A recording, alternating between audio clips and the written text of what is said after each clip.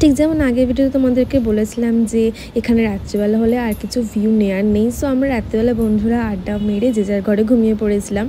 আর সকালবেলাটা তোমাদের একটু দেখাই যে কেমন লাগছে।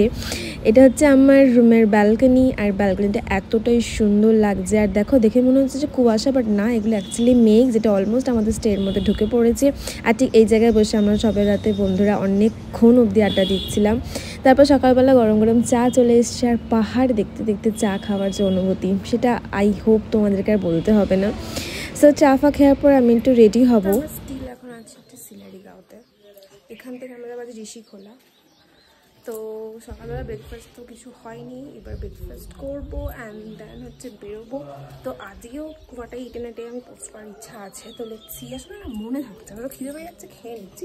বাট আজকে হচ্ছে প্রচুর মোমো খাবো, কারণ আজকে হচ্ছে আমরা একটু ওপর থেকে নিচে নামছি। সো দেখা যাক।